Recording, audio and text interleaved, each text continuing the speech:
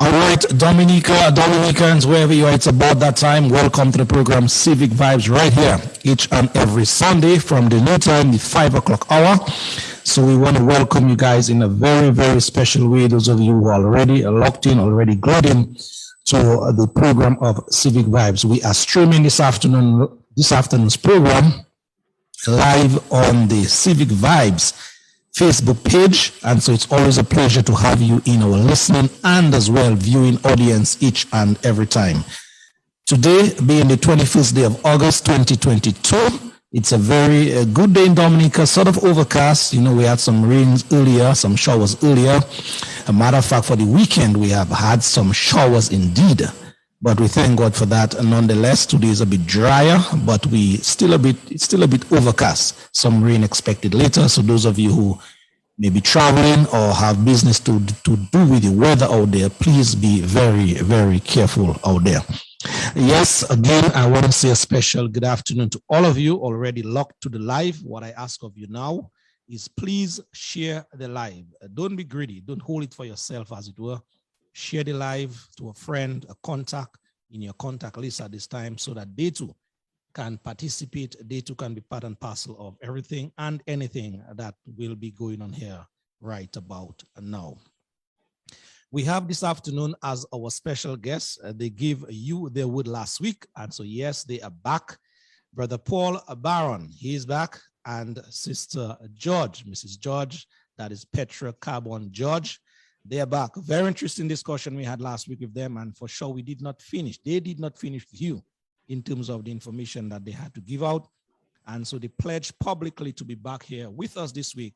And so they honored their commitment, and we want to thank them for that very, very much. So before I move across to them, let me just give you guys as well Paula Celestine. She's not here with us again this afternoon. That is the co-host of the program.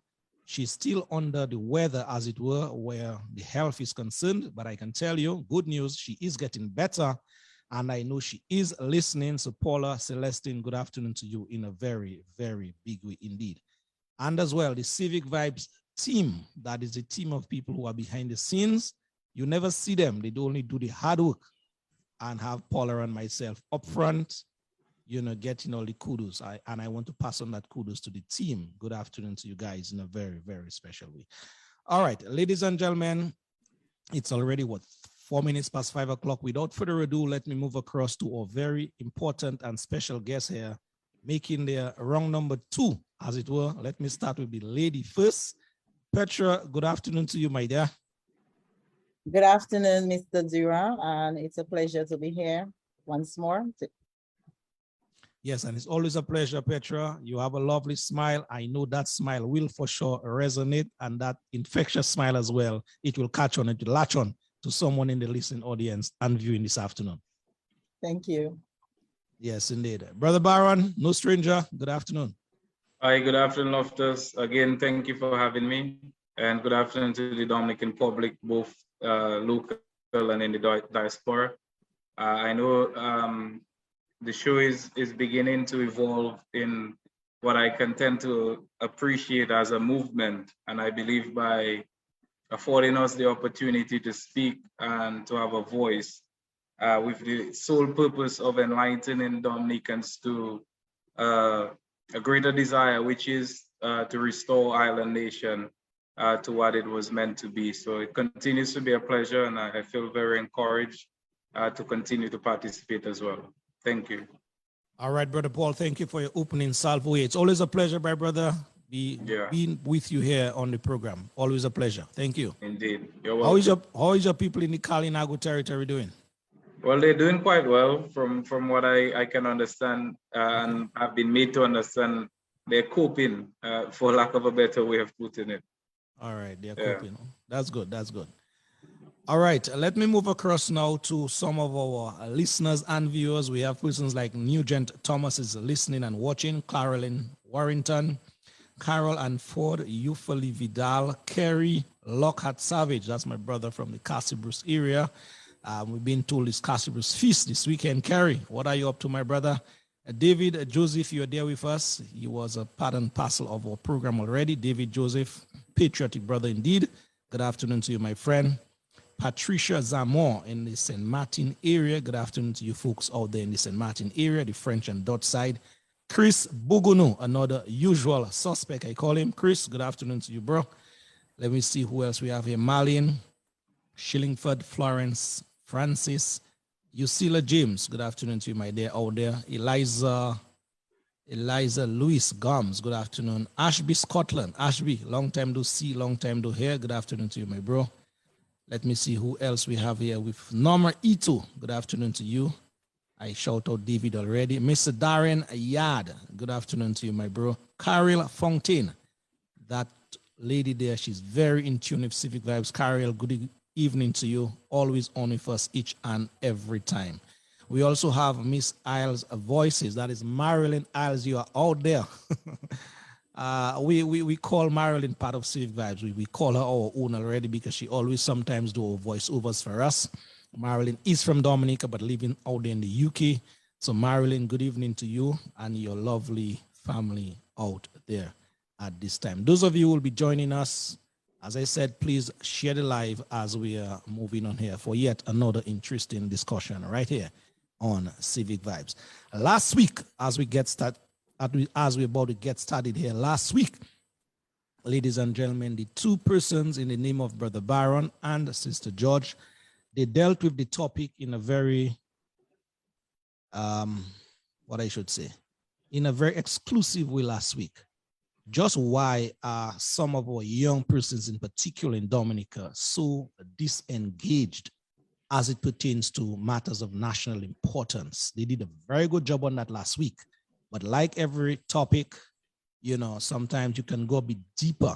And so this afternoon, we're just going to put the icing on that topic, the icing on the cake, as it were, and sort of have the program dovetail into the aspect of being more solution oriented.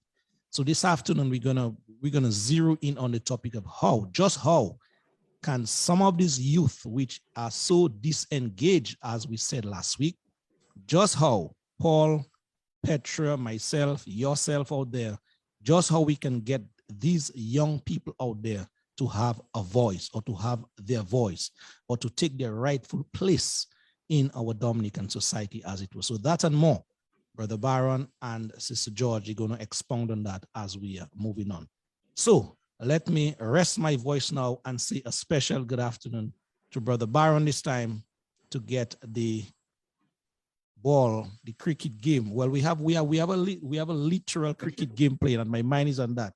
West Indies is locked in battle right about now. It's 174 for 2 against New Zealand, and we wish West Indies well. We wish them well indeed. So, brother Baron, you have the another type of ball. So I'll give you the first knock at that cherry. Good afternoon, sir. All right, good afternoon, Lofty, and thank you again for having me. I believe the topic that you chose is very fitting, especially on the basis of what we have dealt with last week, when we looked at how it is that young persons can ultimately have a voice in recognizing their civic responsibilities and also their duties towards Dominica and nation building. So as a follow-up, I do believe that's the topic we're going to discuss, and I pray that I'm able to do it justice. In most cases, when I start a conversation, I often say, may the meditation on my heart and the words on my lips be acceptable to you, Christ Jesus. So it is on the basis that I recognize that every young person is valuable. And I believe to start the conversation, we have to consider every young person or every Dominican for that matter as a stakeholder in national development. What it means, therefore, is that everybody is meant to be valued, and the contributions they are to make to nation building, in that case, must be looked upon earnestly. Of course, we recognize that every young person in his or herself have particular, what I call unique abilities. The responsibility, therefore, for leaders and for policymakers and for society on a whole is to ensure that every young person's interests, one, is being represented adequately, and the talents and skills that they have is being utilized to leverage against our future development. The cost for losing one young person is very detrimental. In fact, if one young person is not able to satisfactorily contribute to development, there's a cost to society, and in most cases, what we see that resulting in is some degree of delinquency, some degree of social ill, or some degree of criminal activities. But more importantly, we have to ensure that these young persons in turn are to be empowered. And by empowered, it means that not only will their voices be heard, but rather their actions and the actions that they take going forward can give direction to national development and to national interest. So in my experience in working with young persons, I've found that there's always a willingness to want to come to the decision table. The challenge, therefore, is them not being able to give an opportunity to begin with. While I worked with the National Youth Council of Dominica, Jaizai and myself was able to skillfully develop young persons around a sort of grassroots approach. And in the Dominica context, we cannot neglect the value of a grassroots approach. It is on the basis that you meet young persons in the various communities that they are. And when you do so, you provide them with not just information, but you also give them an avenue whereby they feel empowered and in turn can make reasonable changes to their own lives, to structure their own lives. And on that basis, they're able now to leverage their talents and skills for national development.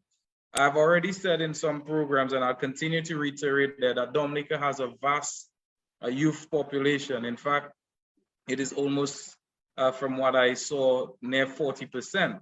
It means, therefore, that we are endowed with a great degree of talent and aspirations and dreams and ideas.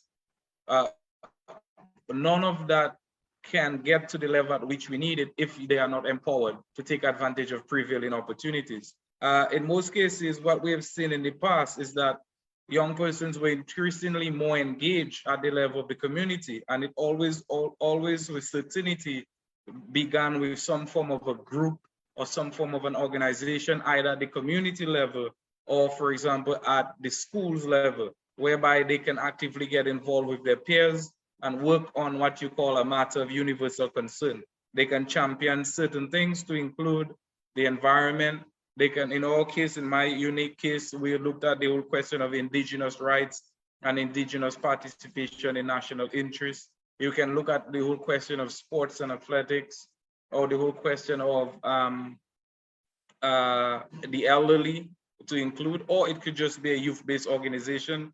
In most cases, sometimes it takes the form of a faith-based organization, whereby a person deals with matter of the spirituality and holistic well-being of man.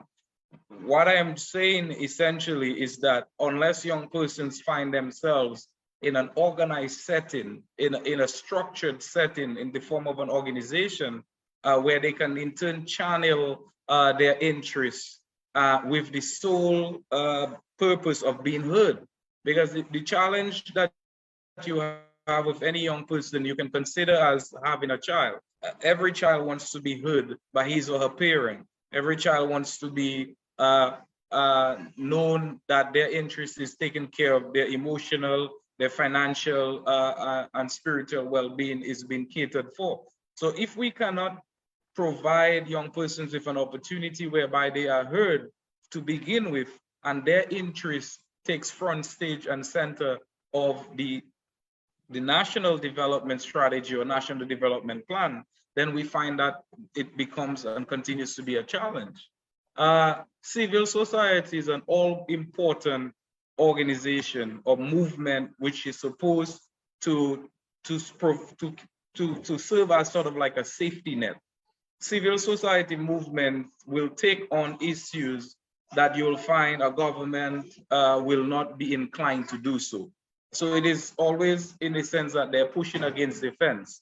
In Dominica, it is sad to say that our civil society movement is almost non-existent. And I don't have to look very far to see that. You rarely hear any sort of movement, any sort of gathering of some sort, or any sort of a proposal being brought to the powers that be to represent a sort of a strata or a fragment of our society. It is very sad and unfortunate. And I recall the days of the coalition of NGOs, which was doing a great job, but you no longer hear about those things.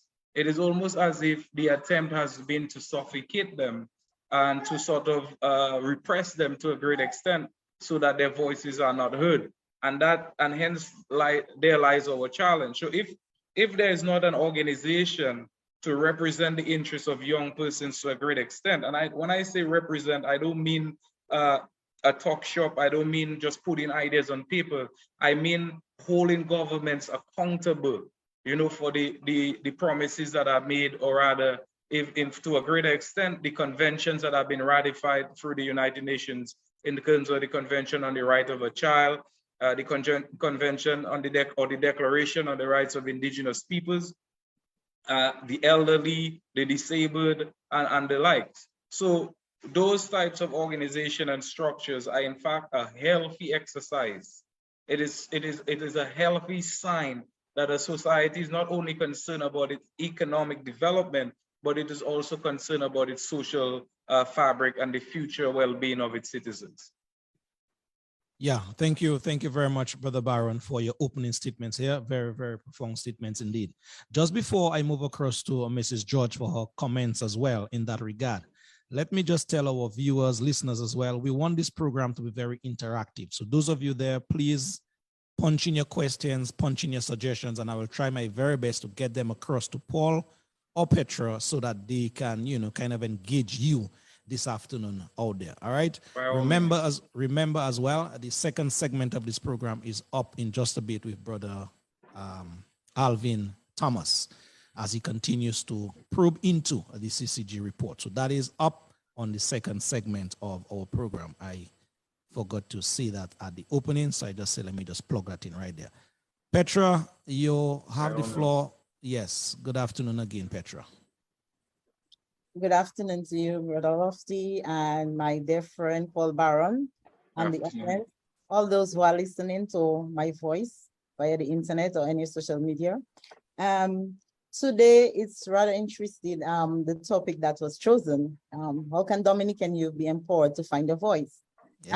And when people hear their voice, people think it's like, most people think it's like, oh, they're going to start to making noise. They're going to do things to disrupt the community. They're going to do things to put, but it's not, that's not what the type of voice we are speaking about.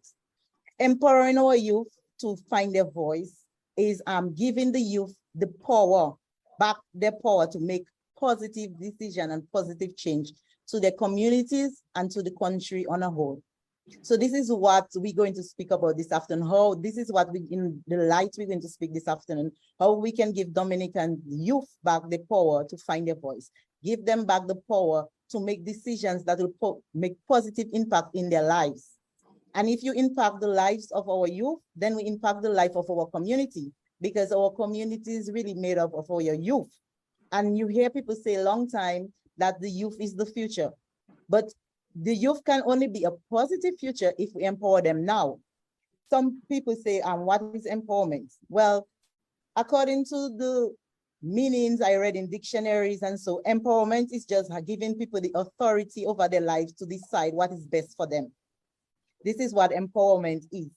And some of the ways that we can empower our youth is in terms of giving them the skills they need to be independent, financially independent, when they can go and say, okay, I need to get that, and I know what I need to do to get it, that they don't have to always rely on somebody to get something for them. So this is one of the ways that we can empower our youths in Dominica to get them financially independent. And I remember growing up, the social realm, growing up as a child. Every weekend we had cultural practices, because, you know, now in August is cultural practice. Our community is busy with this because all the youths are part of the cultural activities, because in October is our cultural month and everybody wants to take part in it.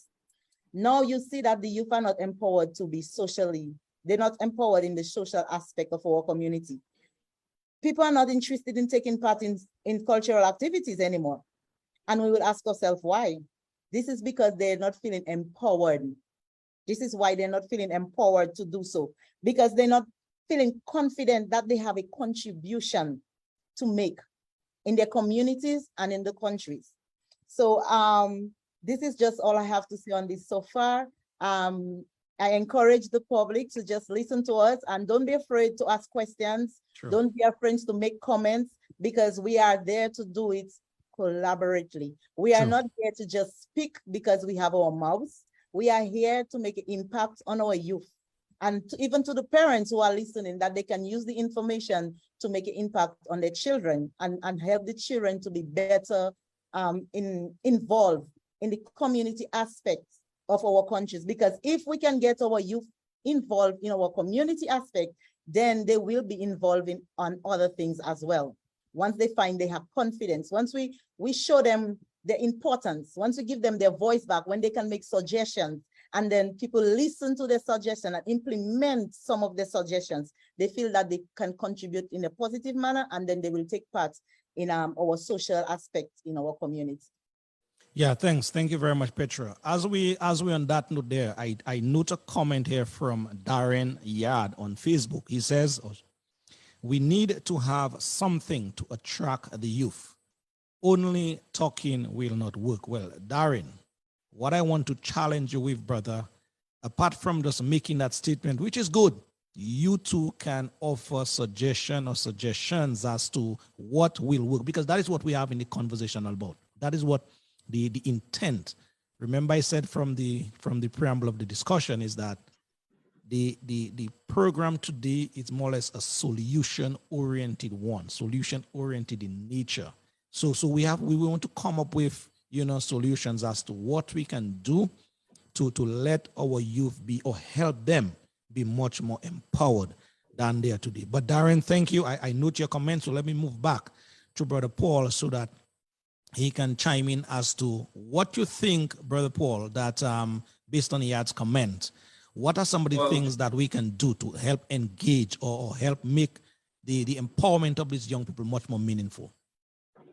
Well, it's interesting that Mr. Yard would look at it from that perspective. And I just want to advise that in most cases, the dissemination of information and knowledge and ideas is in fact what has fueled and ran human civilization for as long as we know it. I'm saying that to mean that unless we have a conversation, because you have to tell yourself, you have to ask yourself the question, how many of these conversations that we're having now do you actually hear on mainstream media, or do you hear in the public discourse? What I mean to highlight further is that as a nation, we have to come to the point at which we can have a conversation about issues in relation to our development, in relation to enhancing our communities, and that is not looked on or frowned upon. Because in my experience in working in the political process for a period of now 20 years, I've always found it rather strange that there's only one conversation that is being held, and that in most cases would be directed towards achieving the stated plans and intentions of a political party or a party having political interests. Unless Dominica comes to the point at which we as individuals can have independent thoughts, right?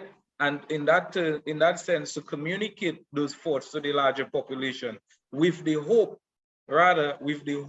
of helping to change an individual or to change the mindsets of our young persons, then clearly we will be having the same problems for a longer period to come. In terms of the solutions that are necessary, and Matthew, that is from my limited understanding and the experience and exposures that I have had. I have found that young persons increasingly find themselves sort of maligned, or rather sidelined, if you want to consider it as that. Often at times we only hear the question of young people come up anywhere around an election cycle, and that is an actual fact in Dominica, and everything else goes to rest after that period of time. We have to ensure that we translate and we pass on knowledge and skills for young people. Now, In most cases, the education system tries to convey or to inculcate in the young people's mind academic or specific skill sets. But there are a number of skills that young persons need to function in their daily lives and in career as well, that is not being taught in the classroom. And by that, I mean the whole question of skills such as interpersonal skills, skills such as emotional intelligence, even how to have a proper conversation with someone, or how you can properly communicate and can properly convey and share your ideas to your peers. And those things become all necessary when we grow up and when we find ourselves in the world of work and starting families of our own, and we find ourselves limited by not being able to hold a constructive conversation or to even put pen to paper the ideas that we have in our head. So I believe the education system also must seek to address the deficiencies we have in teaching young persons what we consider as practitioners soft skills, and to help them become lifelong learners. But everything starts with a conversation. Everything starts with an idea. In fact, our forefathers began by making it known to the oppressor that we were not happy where we were, and our voices were in turn heard, which led to movements and led to the liberation of entire races. So I believe conversation is healthy, Ms. Ayad, but we do respect your comments, of course, and I appreciate the fact that you're also here joining in on the conversation and helping to give direction to it. Thank you. Yes, indeed. Indeed. Thank you. Thank you, Brother Byron. Just before Mrs. George, you come back in, I took note of a comment here as well from Tara Shillingford. She says here, well, the issue is that the Ministry of Education is not interested in empowering the citizens/youth and opening their minds. It's against their own interests. We need to create avenues where, let me continue, where they can be where we can attract the young people. Various programs are done with the professionals who are interested in seeing our young people do better. She ends by saying we can start by just having a basic mentorship program. Right, that's a powerful idea. The value of mentorship, I cannot underscore. In fact, as an individual, had I not embraced mentors in the early parts of my life and career, I would be a very different person. And I always thank God that I met men and women who have had a positive influence on my life. In turn, the manifestation of me as an individual now, giving myself up for service to Dominica, is actually a direct result of all the mentorship that I've received. So she's very correct. And thank you. Yeah. Mrs. George, yes. Yes, lovely. I want to just continue with what Brother Baron was saying, our educational system. And I will always go back to when I was growing up, because this is what I know. And I love to speak based on things I know. Experience. When I was growing up, yes, my own experiences. Growing up, we had that thing when you reach in grade 7, if you was not so, they used to tell us if we're not bright, they would have that TED Talk where students would go there and they would learn skills, carpentry, agriculture, in home ec. And it was very good for young people. A lot of young people today who are doing furniture, if you ask them where did they learn their basic skills, they will tell you through TED Talk. Now, I know everybody wants to evolve and we want to follow the world. But as I always tell people, it's not everything in the world that we have to pattern on. There are certain things that are working for us and we should have left alone, which is that TED Talk stuff. And teaching people about their civic rights is one of the ways that we can empower our youth. See, if we bring back civic topics at our school, we teach everything. I went to school, they taught me history, African history. They taught me American history, but no, they don't teach me anything about my civic rights as a person in Dominica, what my contribution should be like, what I should do in the community to make the community a better place. None of this is what's being taught to me, but everything else, like what happened in Africa, the trade, the slavery and all that, which is good.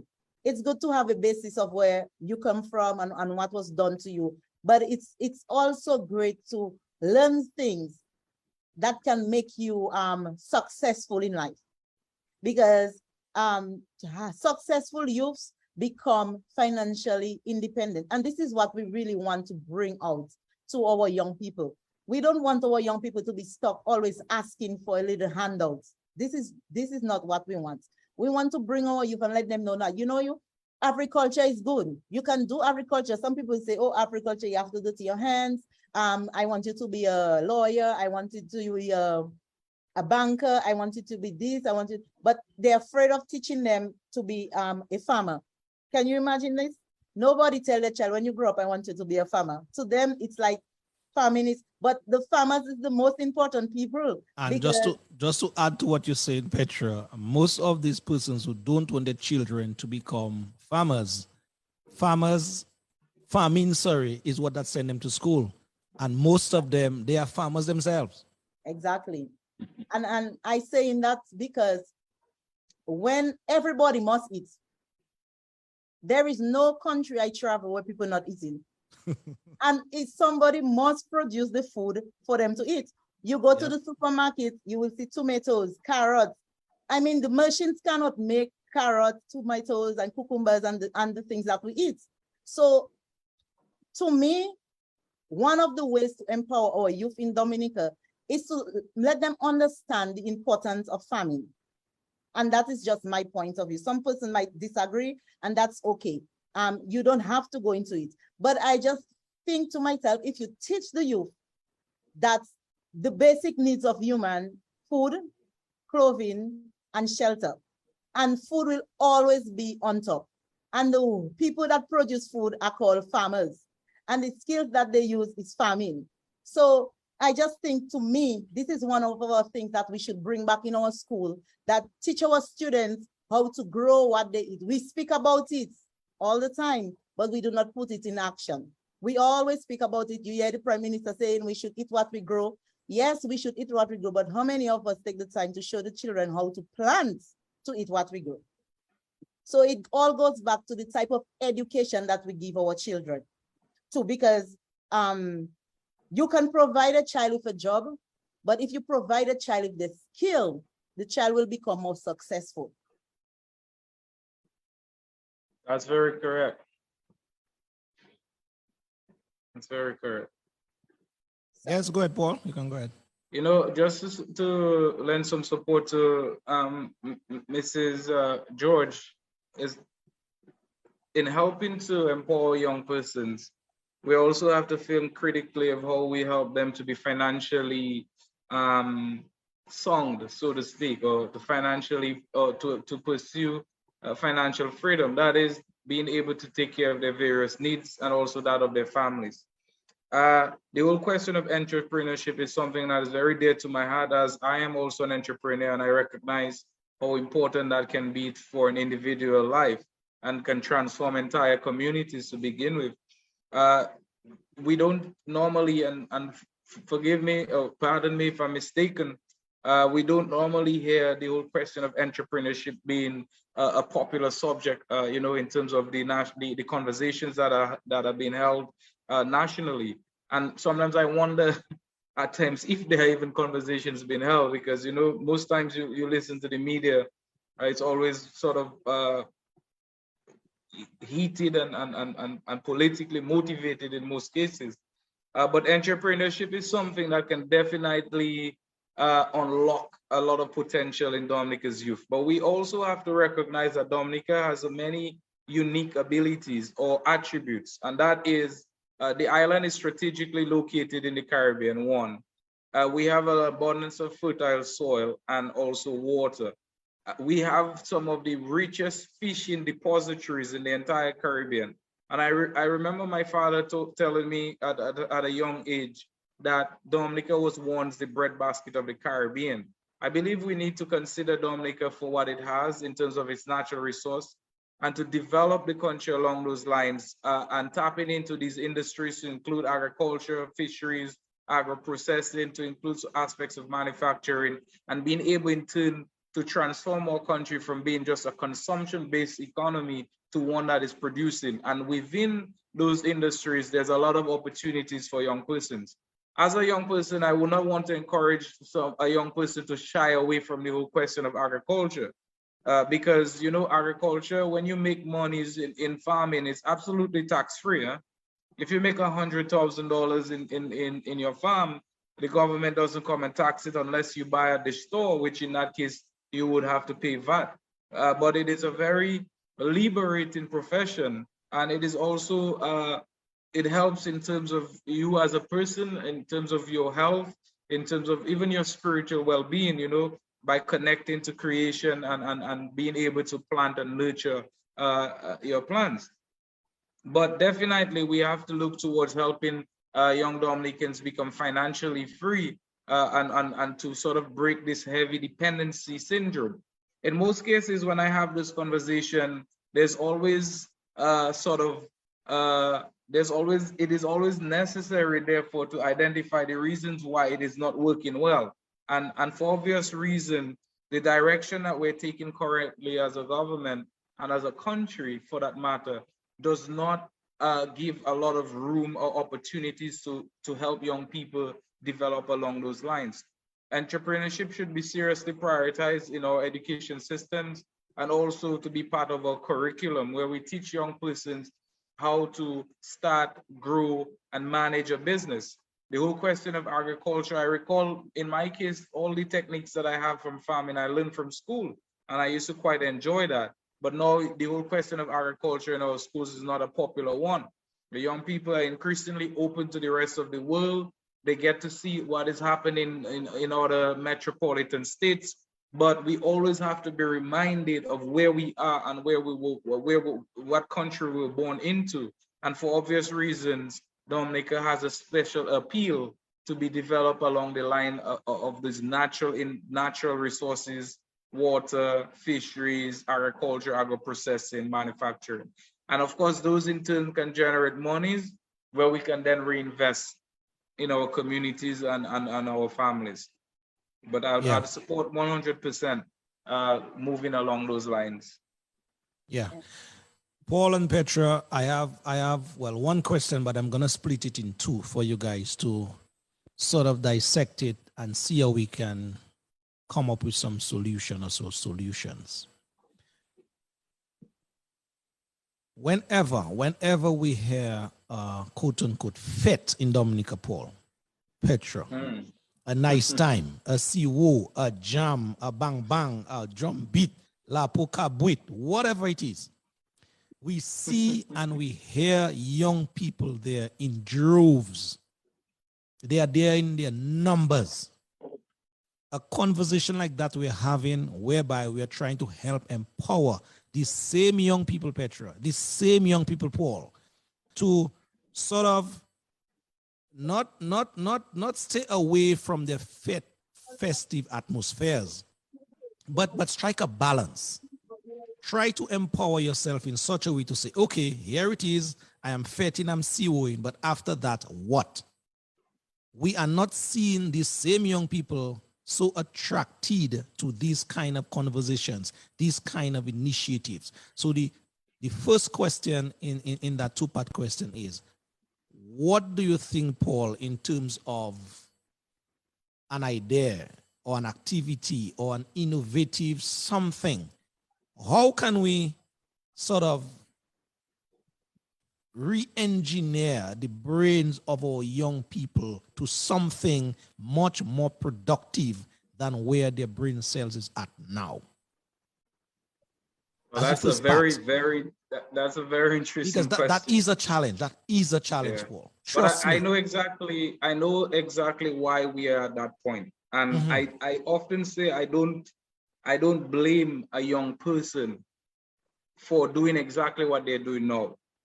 It is on the basis that leadership is everything, Mr. Loftus-Duran. And by that, I mean, if young persons are constantly being bombarded and being introduced to this whole idea of a fete, and we in turn as leaders make it so popular and make it so frequent, because, you know, interestingly, Loftus, I have traveled through the length of breadth of Dominica, and there are some families in very deplorable states. But in any given community, you will find annually that the most monies that are invested in a community is usually around a village feast or village fete. It isn't to say that these cultural practices are not necessary, but why don't the leaders of the day challenge themselves to have symposiums that are surround and focus around knowledge sharing and skills and entrepreneurial development? When last have you heard a symposium being held in the Commonwealth of Dominica? So young persons have no choice but to gravitate towards the fete. Now you have to understand, as young people, we have natural tendencies and inclinations. And if there are activities to attract us, we will gravitate towards those activities. But we have to now consider using the same energy and time that they have, and even resources, and channel it along the lines of things that are more positive and more holistic for their development. So I'm challenging the leaders of the day. When last was a symposium held to any great extent? Or in that case, why not do it on a district level? Why not group communities and bring young persons together and have a discussion about their lives, where they are and where they will want to go? So unless young people are introduced and know of these types of activities, then they have no choice but to go to a wet fete. They have no choice but to flock the Bayfront every Friday, or to different clubs around the island, because that is all the option, that is all that is made available to them. But there's another part, there's another spin to this. In my experience, and knowing full well, this attempt to sort of brainwash Dominican young people to not consider what is important was a systematic and deliberate attempt by the leaders of the day, rather than encouraging young persons, because they recognize that if young people get organized, if they're informed and knowledgeable and know of their rights, then obviously they will challenge the government of the day. Because in any given society, in most cases, young people are the ones who challenge the leaders of the day. Why? Because they are the ones that will inherit a future Dominica. So when young people are not consciously aware of what is necessary or what necessitates a balanced life, then clearly they're being manipulated or they've been controlled. And that really was the objective of the powers that be and the leaders of the day. So the less you know, the less organized you are. It's almost incidentally very closely aligned to a plantation society, because when we were brought and worked on plantations, there was the sole attempt by the massa and the slave master to sort of get us less organized. The moment we got organized is the point at which we challenge the masters of the day. And today you and I are free Black men, and they are free Black women. So we have to get value and understand that there's power in unity. And if we recognize that there's a problem that requires a collective approach, then we in turn have to get organized. But the young people will not get organized just as that. It requires leaders such as myself, Loftus, and Petrus. So I do believe that we're taking a step in the right direction, and to help organize young people. And it is my hope, and I pray for it every day, that I can get to go across the country as I did before and begin enlightening young people and getting people organized for the better interests of their life, you know?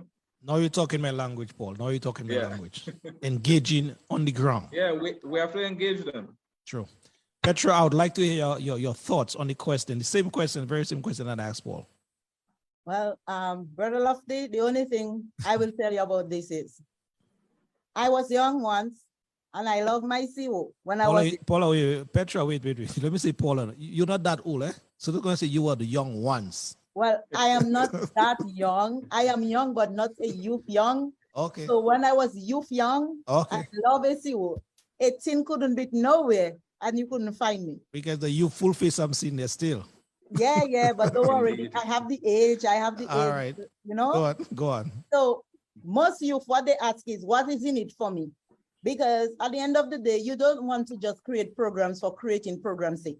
You don't want to pass and tell people, oh, come to this program, learn something, and at the end of the day, they cannot do nothing with what they learn.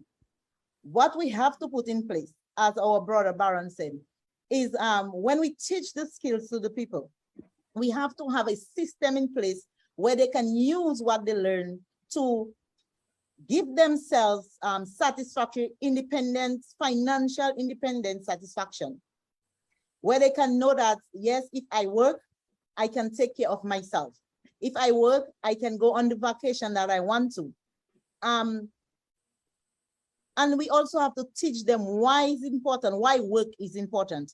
Because work is important, and one of the things I learned growing up is that to eradicate poverty, we need to empower youth, because the poverty system we have in our brain is a thing that we inherit from, sorry to say, but from some of our parents and our foreparents. I think it is what it is. Whatever happened, happened. And we have to we always tell our children, oh, maybe God don't want you to have this or don't want you to have that, which is not true. This is not true. What we have to do is empower youth to let them know that you can be what you want to be. You can be what you want to be. We have to put programs in place and set make organizations and where people can get the finance they need to start up their own businesses. Can you imagine? I will tell you lovely, I'm from Capuchin. So I'm speaking about things from Capuchin. I remember growing up, it had a young man, well, he wasn't a young man, an elderly man who used to make fish pots. He used to make fish pots for my father all the time. And can you imagine, not one young person was together with him when he was making the fish pots? Not one young person was interested in watching or learning to make fish pots. So because he was on his edge of passing over to the other world, we don't want people to die, but that's what happened. We could see. And not one young person we could get interested in learning to make fish pot, because the community gave the young people the idea that fishing is like for poor people. That's the notion that they give to our young people, like fishing is for poor people. And everybody telling the children, I want you to go to school to be a lawyer, to be a doctor, to be a teacher, a nurse. I'm not saying nothing is wrong in these things. What I'm saying is, yes, it's okay to be a lawyer. It's okay to be a teacher. It's okay to strive for greatness. But fishing has the greatness in it as well. So we have to really empower youth in those segments to let them know the type of work you do does not make you a better person. Just because you're a farmer or just because you're a fisherman does not make you less in the community, because we all need each other. We all need each other. The lawyer needs to eat, so he must buy from the farmer. The lawyer needs to eat, he will buy from the fisherman. When something go wrong and you need to take somebody before the court, yes, you will get that lawyer. So we have to show the children what is in it for them, what they're going to gain by the programs that we implement, and how they're going to become a better person by becoming part of that that program. It's not just going and just put program just because we there talking and people say, oh, you don't have no program. We just go and just put program there for them. After 6 weeks of listening to people, what am I going to get out of it? So the young people, they don't bother because nothing comes out of it. But when they go to their web fete, they come out satisfied, because they'll tell you, they'll speak about that good time until death do them part. I'm telling you, they will tell their children how Asa Banton was the thing. They'll tell it to their grandchildren. They say, when you say I was 21, I went to that wet fete in Granby, and I tell you, you should see them girls, and Asa Banton was it. Because it gave them some sort of satisfaction. So this is the same way we have to try to encourage them and tell them what is in it for them. The programs that we want to implement, what is in it for them. And I think that if we should share and tell people, when you finish that program, you would be able to be financially independent. People will gravitate to it more. I just want to give one example. And I know people might say, oh, all she does do is just talk about farming. But I can only speak about what I know. So my husband is a farmer by profession. That's what he likes to say. And right now we have probably half an acre of seasoning peppers. I know we're in St. Croix, but he have people working for him on his farm. And we can't get no sale for it. Can you imagine this? After being a farmer, you spend all that money, you plant, and yes, you can go to the market and make a little $300. But for the amount of crop you have, most of it just going to stay there and waste, because the government at hand is not making no, how should I put it? There is no organization to help the young people to sell their produce, not just in Dominica, but beyond. You have to do it yourself. You have to be able to make your contacts yourself, which is, it should not be. It should not be. I think the leaders of today should really take into consideration the plights of the young people and to enable the young people to become financially independent. Because when you're financially independent, you help in the economy. Unless you don't see it that way, you will never understand. Can you imagine I having more spending power? What happened to the shopkeeper? What happened to the bartender? Friday night, I can go and buy a barbecue. Right now, people hardly buying barbecue from anybody because nobody don't have no money. It's only when it's a free thing and they decide to give you a freeness, fete or something, you can go and take your food. Sometimes you go there, you cannot even buy a beer, but you was there just jumping, just to be there. But if we make our young people financially independent, we are helping with the economy of Dominica, because we will not only be just importing, we will also be exporting. Indeed. We'll export fish. Can you be, I tell you, I work on the port for many years, Lofty, and I see boats from Venezuela down there coming to Dominica to get fishes from our fishermen in Dominica so that they can sell on a larger market. Can you imagine if we would take that into consideration and help our young people, strategize with them of ways that they can improve on fishing, that they could be able to export to the Caribbean countries? But nobody not interested in this, because I say to myself, sometimes the leaders not interested because they does not benefit from it. As our brother rightly say, no taxes being, they don't tax the farmer, they don't tax the fisherman, but there are ways to get the fisherman and the farmers to contribute towards the economy, so that they too can play their part.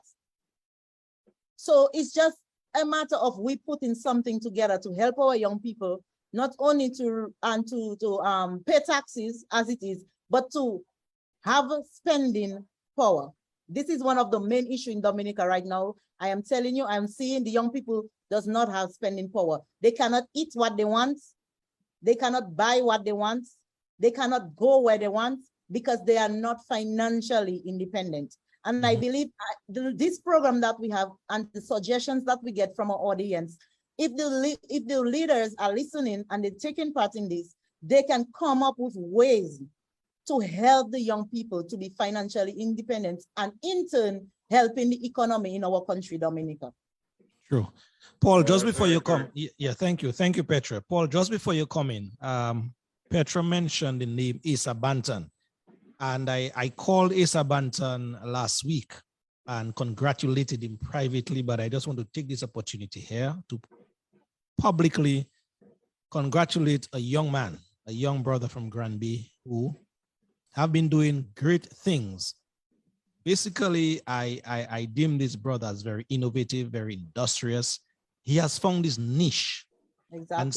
And so when I spoke to him, just by speaking to Asa, I felt a level of empowerment just by speaking to him, because he basically told me, Lofty, that is a thing we young people must learn to do. We must not go to politicians, not beg people for stuff. We must find our niche, do what we can do to help ourselves. And so with that kind of mindset like Asa, that is what we want to infuse. That is what we want to inculcate in other young persons throughout the length and breadth of this land, so that Dominica will once again be the country that the non-begging society. We were proud people before, whereby we used to work, make our monies, and we used to feel as a proud people doing what we wanted for money, our hard sweat earned dollars. But it seems like today the tide has changed around. And I know, Paul, that is your lane there now. Yeah. as to just why, Paul, The tide has we have come that way. The tide has changed, and I continue to make that. I won't call it an analogy. You know, I'll call it an actual description of a number of certain events that have occurred for a period of time towards conditioning the minds of young people, young Dominicans, and youth is known as 15 to 35. And in most cases, if you want to consider it, it can go up to 45. And, you know, when you are not taught and when you're not educated and when you don't receive information about business and business activities and enterprise and how in turn you can leverage your skills for your own benefit and also that of your community and your country, you will not obviously find a greater overpouring or a lot of young persons, you know, flocking along or moving along those lines. The situation at hand is that many young people don't know how to do it, Loftus, and we need to be honest with ourselves and the young people out there honest with themselves to know that they recognize that there are certain limitations for them to move forward. And we're speaking about the question of economics now and financial independence and financial freedom. The question of small business, many young persons have talents. People have some wonderful ideas. I worked with DYBT as a board member for some time, and we did this national tour where we went to specific entrepreneurs and to learn from them and to see what they were doing and how the organization can continue to support them. And I was very impressed with what I saw and the level of work and commitment and dedication that these young people have towards their vocation and their chosen fields of employment. But a vast majority of young persons do not ever get an opportunity to begin or to launch an idea and to form a group of some form or cooperative of some form and to monetize the idea. Small business development is something that is the engine for development and growth in any economy. But you can hear the stories from young people that they're not receiving the support that they need to start their businesses. They're not getting this injection of funds, the whole technical skills that they require. You hear it's sparsely happening, a few events to try to nurture those skills, but it's not consistent. And over a period of time, the young people are left only to be frustrated and only to wonder what is their next best move. And undoubtedly, usually that involves being involved in precarious ways of making money. And that is where the underground economy, the illegal activities come to play. I believe I have an associate degree in economics, so that by virtue of academic weighing, it would consider me as being a junior economist. And I can tell you safely that I can foresee that Dominica is reaching a really tipping point. It's reaching a breaking point, all right? And for obvious reasons.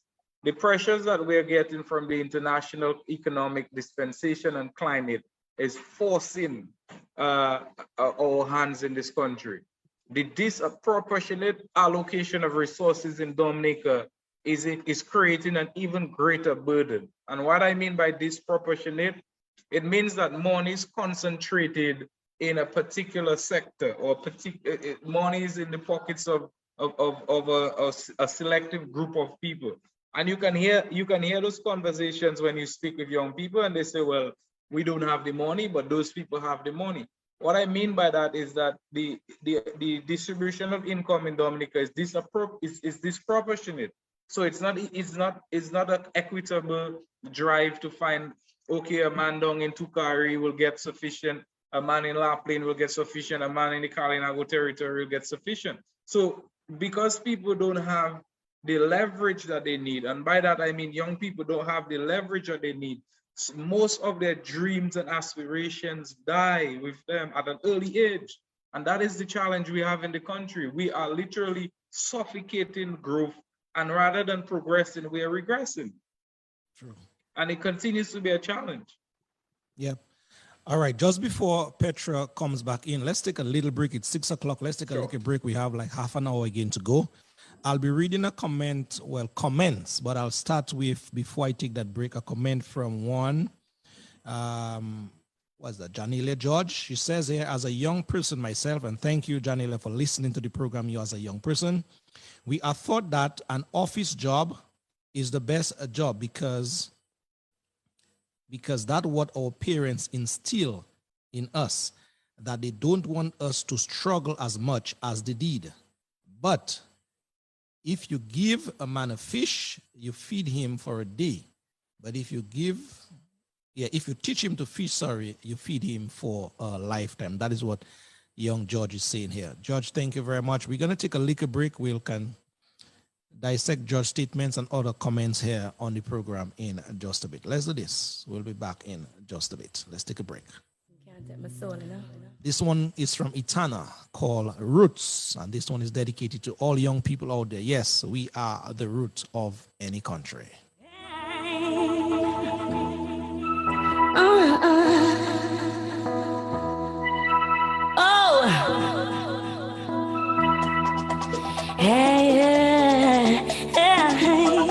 So you beat them, so you mistreat them, so you lock them down, and you think that you've won, but them are all a meditation. Out in the iration.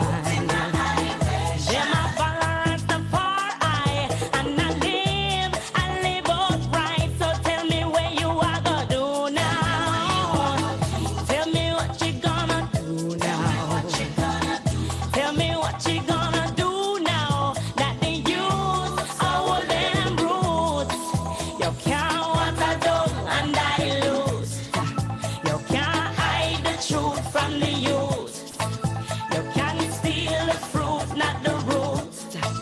Cause the youth are all them roots. Hey,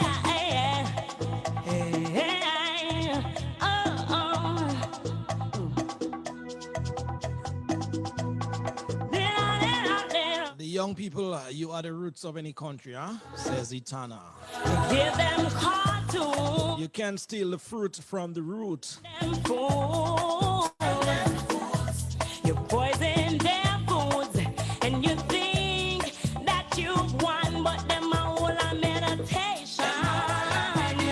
Out in the eye, For all the ardent cricket fans out there, them a follow Rastafari, and I live out right. So tell me where you are gonna do now. West Indies is still locked in battle with New Zealand in that third one day. What you gonna do now? That the Score is now 265 for 5. West Indies batting can't water down and dilute. in the 47th over. From the youth, you can't steal the fruit, not the roots. Cause the youth are all them roots. Thank you very much, Itana, basically telling us what we are saying in song, Paul. Itana is basically telling us what we are saying in song, Petra. The youth, she's saying, is the lifeblood of any country. Your thoughts?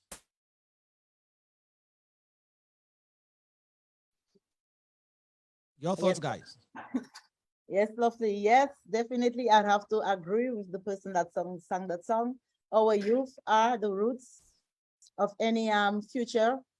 They are. I know it's the song like a cliche when people say, "Oh, the youths are the future," but it's the youths are the future, because 20 years from now, the people that are 50 are going to be 70, but the youths that are 15 are going to be 35. So indeed, they are the future. So whatever we teach them now, this is what they're going to grow with. So if we don't change their mindset now and put in a positive mindset and let them understand economics and the importance of being financially independent. You'll hear me saying that all the time. and people think all I'm thinking about is money, but it's not only money. To be financial independent is also a way to build wealth, not for you, but the next generation to come. Is you start something, and when you leave, your children will build on the foundation that you started. So it's generating wealth for the future generation after you. So that's why it's really important to help our youth today understand the importance of being financially independent. And I know we're here and we're trying to empower youth, and some people will say, oh, but I try to do this and I try to do that. What I always tell people, okay, so one person have the resources, another person have the skill, another person have the building. Form an association.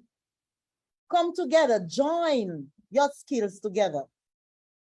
Somebody is good at marketing. The one is good at promoting. Another is one at producing. Form an association. Come together and form some associations in Dominica, because unity, as we say, is strength. Sometimes you cannot do it on your own because you don't have the finance, but you have your cousin that can give you the money. Join with your cousin, share the profits, 50-50, and come together. He put the money, you put the skills, and become financially independent. I mean to say, I know it sounds hard, because I myself, when I was young, I tried so hard to do something for myself, but I was never able to get a loan in the credit union. When I went to the credit union, they want land paper. We're getting land paper. Huh? My parents don't leave nothing for me to build on, so I don't have it. So that is where we come in as a government on a whole, to help our people, help the young people to get assets, to gain assets, to buy, so that they can have that foundation. They can build on that foundation, so the children to come will have something to go to the bank with, should they need a loan to open a new business. We should have things in place to teach people how to write a business plan, because when you go to the bank wants to know how you're going to make the money to pay them back. Yes, they want to give you the money, but they want to know how you're going to pay them back. We should engage our young people in teaching them how to build business plans, how to write their own business plans, how to read financial statements, that when they go, when Dominic put out their financial statement, they'll be able to understand what is going on. Because most people, when they watch financial statement, all they see is numbers. They have no idea how to translate the numbers into sentences to understand what it means. So we have to have those types of forums to educate the people on the things that they should know. And I agree with Brother Baron. Yes, we need them, because we need them to become entrepreneurs for themselves. It's not every day, not everybody cannot go and work by Wichich. Everybody cannot go by NASIF. Everybody cannot go in Ministry of Finance. So we have to teach our young people how to become financially stable. And as Brother Lofty say, Asa Banton, he find his niche. That's what he did. He loved to sing. He promote himself. He do his thing. And today, when Asa Banton promotes something, the amount of people that are waiting to hear Asa Banton sing, there are other artists in Dominica. I think they should reach out to Asa Banton. Let him show them, the ropes. Bro, how did you do it? How did you get there?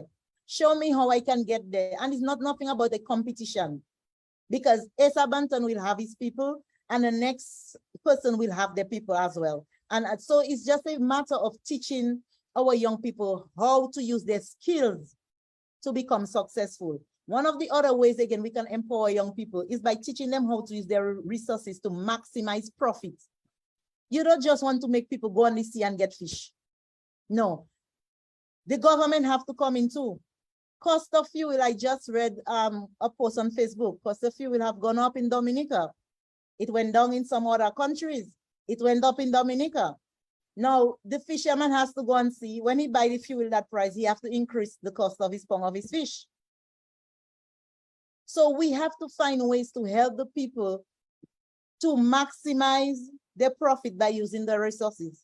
And that is where the government come in, because the person on the road cannot go to the gas station and tell the gas station, so you need to put down the price so fishermen can be able to get the gas and get the fish for the people.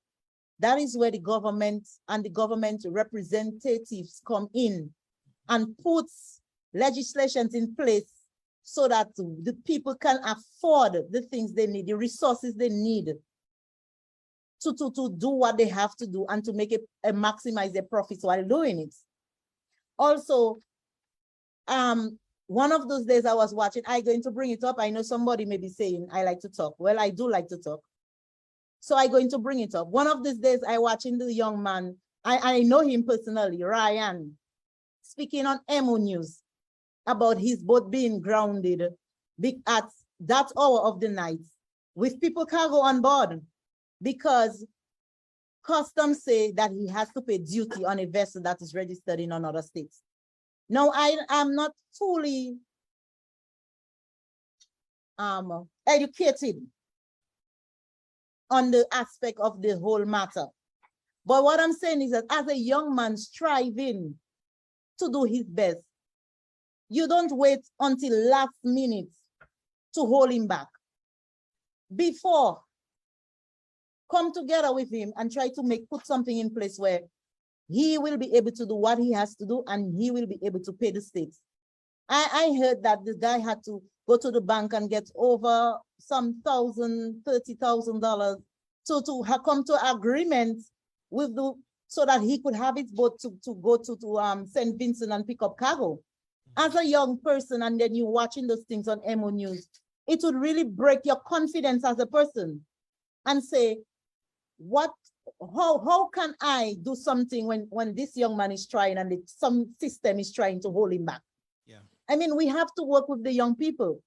We have to find a way to work with the young people and to help them. And I know people will give me a lot of backlash for bringing that up, but just so I know that I read it on Emo News, you could go on Emo News and you can check for yourself. That's where I see the young man being interviewed.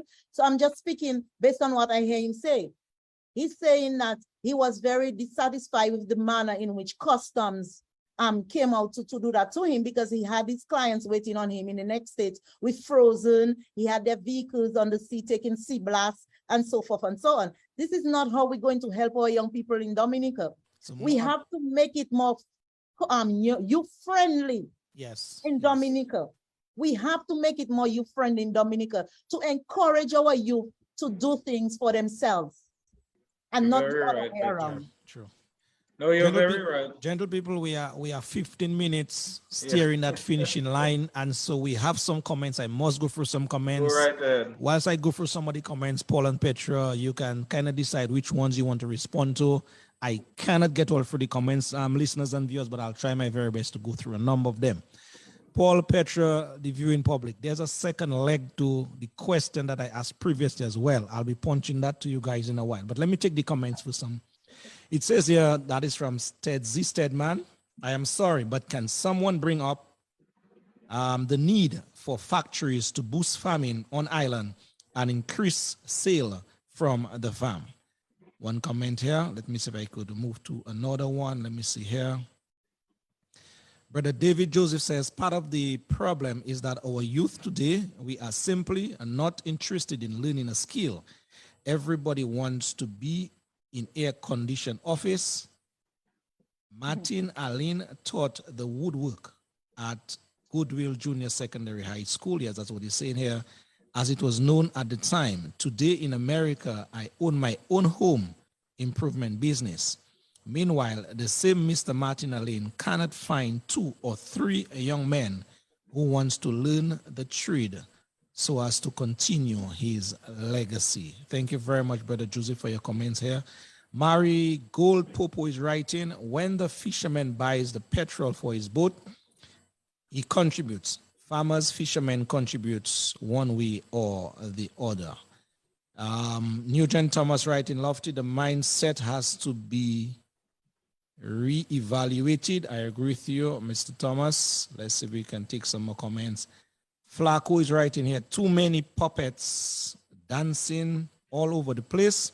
serving themselves, talking about public service. Marshall Lawrence is writing here, young persons need to create their own associations. Going alone is much too difficult. I agree with you. Thank you very much, Lawrence, for that advice. Tara is writing here, an office job is so yesterday. True wealth is now your time and flexibility to do your own thing. Think entrepreneurship, she says. Just see how the world is going now. Yes, indeed, I agree with you. Some more comments here. Annette Sanford is listening and she's writing here. Lofty, we have to create opportunities for the youth to be creative and innovative. We have to start educating and working with the little ones at the grade K1 classes to start educating the 20. Yeah, to start, let me see that. I missed my point here. To start editing the 20 years culture of the dependency that the DLP has created. We also have to find ways to shift education from mainly academics to also include technical vocational training. Yes, Annette Sanford, thank you very much for your comment here. Chiquito Thomas says, real talk. Thank you, Chiquito. Let me see if I could get a new name here. The names are coming up over and over again. True Shatter says, Mr. Take my, what's that? Mr. Take my money for bike. No. We're not getting into that one, True Shatter. All right, but thanks for being here with us. You're going a little off tangent here. Let me go back to my panelists here. Let me see if I could phrase the second leg of my question that I had earlier. The second leg of the comment that I had was basically, Paul, with all these dreams and aspirations that these young people have, right?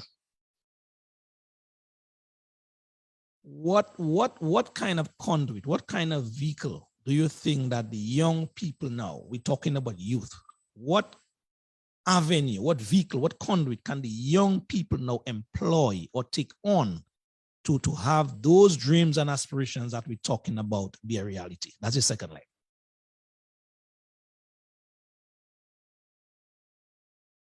Basically, what I'm asking is what can the young people do to make all what we are saying there happen? Well, I believe the first thing that young people have to seek to do, Loftus, is to get organized. Because what you'll find is that there's usually similarities in the ideas and also the aspirations, business ideas, and the talents that young people have in any given society. So I do believe that the first objective has to be to get organized. Now, in most cases, you would normally look to an organized situation or organization which already seeks to do that. And the blatant truth is I really cannot point to any one organization that would seek to do that. Now, if we don't already have that in existence, it means therefore that it has to be created. And I believe that is where you're really challenging us to consider, because we know of the NYC, but that is usually focused around organized youth groups existing throughout the island. The DYBT is specific in helping young people to sort of serve as what you call a guarantor when seeking loans from financial institutions. But that is also very, very systematic, and not every young person gets to benefit from that.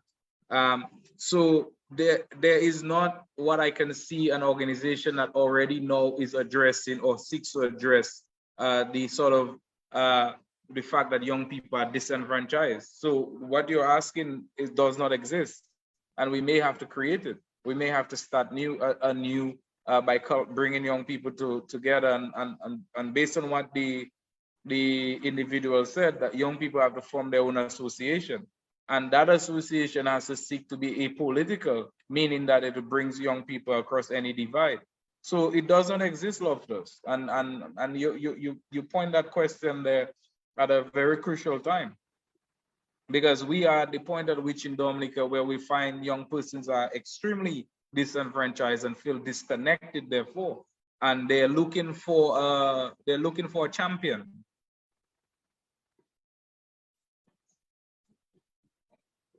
So that's all I would say on that question. I can't hear you. Sorry, are you hearing me now? Yeah. Yeah, sorry, my mic was off. I was saying thank you very much for your very much soul-searching answers that you just gave to that question. Thank you. Petra, you on the ball. Indeed. Petra, you on the ball. What can the young people do to get out of that morass? The only thing I can say about that is, as the brother Paul said, they have to organize themselves. You have to organize yourself out of political parties, out of political affiliations, and come together as a group of people willing to become financially independent. Because if you go just doing the same old things that everybody else is doing, then we will not get a different result. We will get the same results. I think one other thing is that, I like to speak about where I was. I think that the village councils should be given back the power that they had when I was growing up as a young child to bring in, help the youth on that level. I think the village council have become too much political affiliated. Yes, it's local government, but it's local for a reason in the terms that they know what affect the youth in their local environment themselves. True. So you have to give the local government the leeway to find the problems in their communities and to come up with solutions to help the people in their communities. Because all the communities, yes, they have problems, but they are not the same problems. So I think that the young people, the people of the village councils, they should go out in their communities and work directly with the young people, work with them, help them to build that association, help them to, because the local government can get monies from the government to do group projects in their community. I know because I was once a counselor, and that's how we got our building in Capuchin to be tiled. We worked with our parrot at that time as a council and get him to pay somebody, a person that's from the community that was doing tiling. And while he was teaching the young people, he used that session to put the tiles in the community center as well. So it benefits the center, it benefits the individual that was paid to do the course, and it also benefits the people that he taught the course in the community. So we have to go back to that level, that local government level in our communities and do that job. And also people like myself, I know I left and I go Dominica to further my education and to give my children a better life, but I'm still working with my young people in Dominica. I am always there. As I tell them, they can reach out to me at any time. I know people that know people. I might not know big people, but I know people that know people, and we can come together as a team to help the people. Brother Baron can work on the ground. He can call me sometimes. Maybe I know somebody in Capuchin interested in what he wants to do. I can give the person his number, and the person can reach out to him and make that liaison that, between him and the person. So they both can be on the ground helping the young people. So this is what we have to come up with, Lofty. People have to do it for themselves. True. Because if they don't do it for themselves, nobody not going to do it for them, because everybody works in their self-interest. What a very interesting discussion we're having here. But unfortunately, the time is basically pushing us we're out. Out of time. So in the next 5 minutes, I'm going to go back to you and Petra for you guys closing comments in terms of the solution-oriented program that we are having now. And we just want to kind of punch it to let the young people listening know what we're about. One of the things I'd like to say before I leave is that I really want to appeal and to encourage persons out there, because there are a lot of leaders in Dominican. I see every Dominican as a leader because it's a small community. It's only 72,000 souls. I want to make a special call to young persons out there, such as myself, who are that passionate and that desiring of seeing change in the country and wanting to sort of steer clear from this economic malice and the social instabilities that we're having in the country. And in the same vein, by not feeling that they will be victimized or persecuted or sort of ostracized to begin with. Because it is a healthy exercise, what myself and Loftus and Petra is doing. But we want others to also feel encouraged to be part of the process. And you can also reach out to Loftus. He always have some very, meaningful and valuable topics of discussions that necessitates at the time being discussed. Because if we do not encourage independent thought, and if we don't encourage persons to speak up, and as we're now seeking to do with this very program by getting young people to have a voice, then they will always continue to feel that for some reason or the other there's no hope. So there are many of us, and I'm encouraging persons to come on board. Let's start the conversation, let's get together, and let's begin taking charge of our better future. So that is really what I'd like to share going forward. True. Thank you, Paul. And you made a very critical point earlier that I just want to reiterate as we live, is that you said that we will be on the ground trying to put our talk into action. And I love that. Indeed. Yeah. Indeed. Petra, yes, your final thoughts? My final thoughts today, Lofty, is young people, hold us responsible. Brother Paul, Brother Jura, and myself, we are willing and we are willing to help you in whatever process that you want to go to be financially independent. We might not know all the answers, but we will try our best to find resources and resourceful people that can help you with your to clarify your questions. So before I go, I just say keep up the good work, people. Be positive. Don't forget to reach out to each other, find what interests other people have, work with each other. If you can't do it alone, find somebody else who's willing to help you. Don't just sit there and say, I cannot do it, because the power is within you. And unity is strength. Unity is power. And you cannot change something unless you are willing to do the work. So young people, remember that. You can only change something unless you are willing to do the work. And as they normally say when you go to church, and let God's people say amen. Amen. Amen. That was what I was about to say.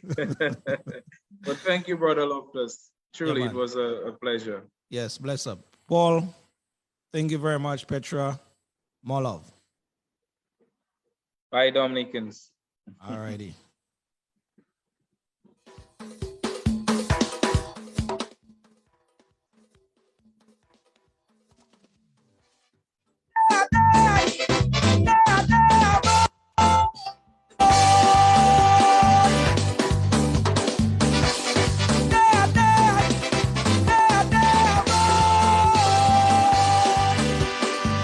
Are you a young person out there and you're feeling like you're on your own?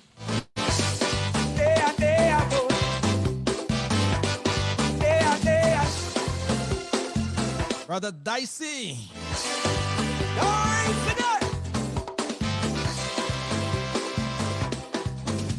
The struggle to survive in Dominica, getting harder and harder. And if you can survive here, you can make it anywhere. When your own government will not help you, financial institutions don't care about you. As a young singer and a struggling man, I really fall in here with my homeland. Oh, imagine me as a singer in my Dominica on my own. So getting concession while me as a young man on my own.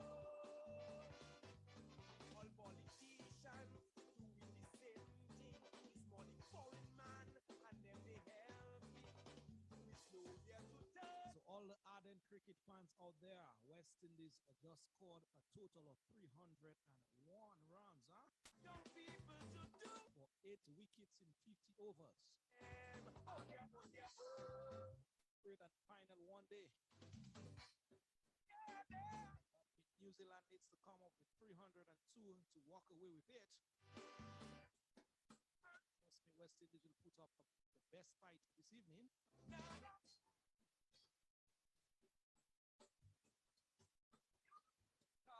transmit 105.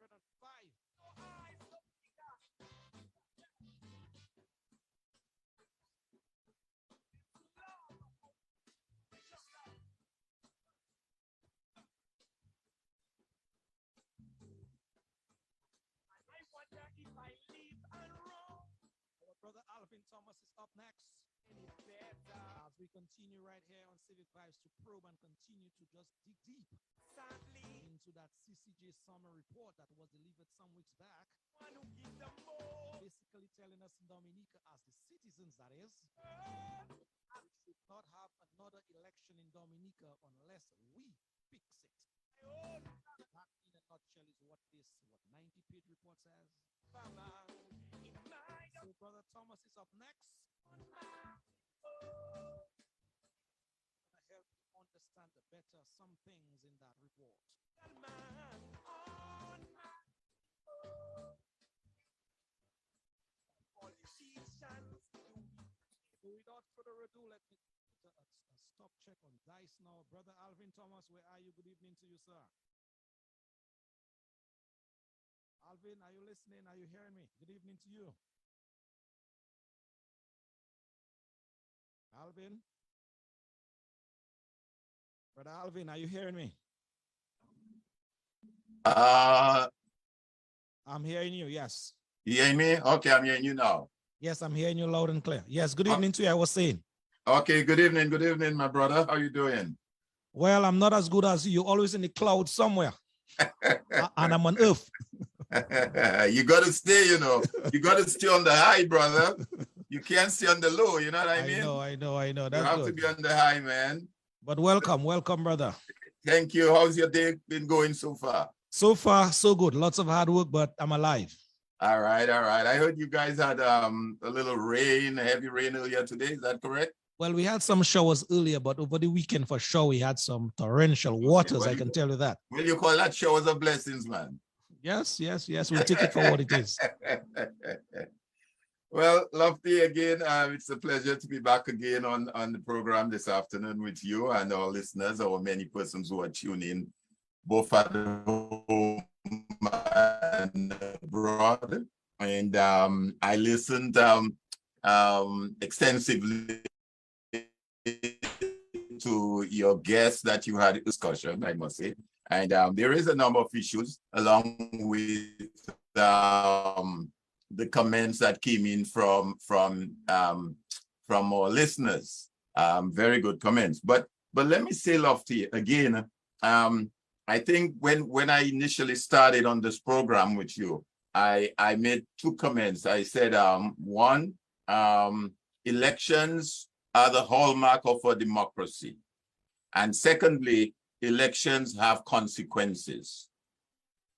And most of what was said today in terms of what needs to be done by way of policy-driven ideas, the fact that there must be avenues for young people, curriculum, what should be taught, starting from primary school and kindergarten, all of those things, Lofty, are driven by policy decision.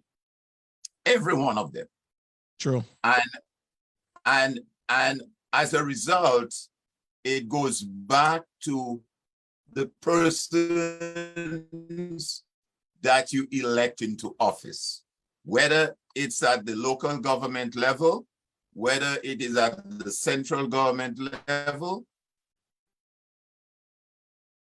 It depends on who. If, for one, our electoral process is flawed, that doesn't allow us that ability to, first of all, have an election that is not just free, but free and fair, and so as to have persons who should be elected into the office, who then in turn can take certain policy decisions as it relates to young persons and other decisions, then we have a fundamental problem. And that's where the problem lies. Elections have consequences. Now, I heard comments with respect to young persons being in the CO and what this young man Issa Banta has been doing, as you know, in his own area as an entertainer. But the question arises, and I think both your guests sort of alluded to that. We have to meet this young, get down into the trenches with them, and engage them at that level. We have to start from where we are in order to go where we want to go. So the $1 million question is, this CO takes place on a weekend. I'm not sure if it's every weekend, every other weekend, or most likely when there are activities taking place over a holiday weekend. What happens between Monday and Friday with these young persons? Because if we say 90% of them, if that's a high number, are not engaged in anything positive in terms of employment, it means to me, therefore, that they are pretty much on the block, left on the block in the villages of St. Joe, Grand Bay, Maho, Roseau, Castle Bruce, wherever. So what happens between Monday and Friday? Because they're not COing 5 days a week or 7 days a week. So how then do we engage them on the block in St. Joe or Lale on Monday, on Tuesday, on Wednesday, on Thursday, on Friday? How do we go there and engage them? Monday morning, we go there. On Monday afternoon, we go there. They're on the block. They doing stuff that they should not be doing, as in illicit drugs or whatever, just hanging out, chilling, as they say. How do we engage them where they're chilling on a Monday and say, hey, bro, what's up now, man? What you doing there chilling today? Today, Tuesday. What's up with that? Man, I don't have work, I doing nothing, and I can't get work. I try, whatever.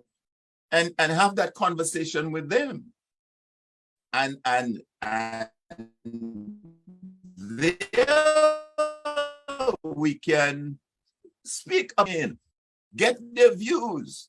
What do you think of elections and election reform? Is that something that makes any sense to you? They might tell you yes, they might tell you no. They might tell you, well, boy, I don't want to talk about that. Or, you won't know unless you engage them. And I'm saying, therefore, that this is the approach that has to be taken. I will again repeat that we cannot pour cold water on this matter of electoral reform. It's just not possible, because election has consequences. And if we allow the process to go tainted, as the CCJ reference in their report, then we're going to get tainted leadership, and we'll have tainted policy decisions. And therefore, the youth will not be engaged as they are. Having said that, though, let me say, I still have faith in the youth.